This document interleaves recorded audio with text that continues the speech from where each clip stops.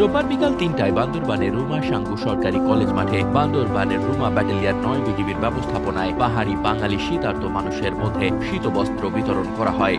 নারী পুরুষ মোট ২৮০ জন শীতার্তদের মাঝে প্রধান অতিথি হিসেবে উপস্থিত থেকে এসব শীতবস্ত্র বিতরণ করেন রুমা ব্যাটালিয়ন ৯ বিজিবির পদাতিক অধিনায়ক লেফটেন্যান্ট কর্নেল ABM শাহরেজা। শীতার্ত লোকজনের মধ্যে পাইন্দু হেডম্যান পাড়া, চান্দা হেডম্যান পাড়া, শাহগোইং পাড়া, সদরঘাট এলাকা, কলেজ পাড়া, আমতলি পাড়া, সেঙ্গুম খামার ও মুসলিম পাড়ায় শীতার্তদের মাঝে এসব কম্বল বিতরণ করা হয়। ভারপ্রাপ্ত কোয়ার্টার মাস্টার সহকারী পরিচালক মোহাম্মদ রফিকুল ইসলাম, রুমা সদর ইউনিয়নের ১ নং ওয়ার্ডের সদস্য মোহাম্মদ আবু বকর সিদ্দিক ও ২ নং ওয়ার্ডের সদস্য মোহাম্মদ মহিরুদ্দিন সহ স্থানীয় ইলেকট্রিক ও প্রিন্ট মিডিয়ার সাংবাদিকগণ বিশেষ অতিথি হিসেবে উপস্থিত ছিলেন। সংশ্লিষ্ট বিজিবি কর্মকর্তারা জানান, ইতোপূর্বে রুমা ব্যাটালিয়নের গরিব ও দুস্থদের মাঝে খাবার, ত্রাণ সামগ্রী ও বিনামূল্যে চিকিৎসা সেবা সহ বিভিন্ন কল্যাণমূলক কর্মকাণ্ড পরিচালনা করেছে এবং ভবিষ্যতেও এ ধরনের কল্যাণমূলক কর্মকাণ্ড অব্যাহত থাকবে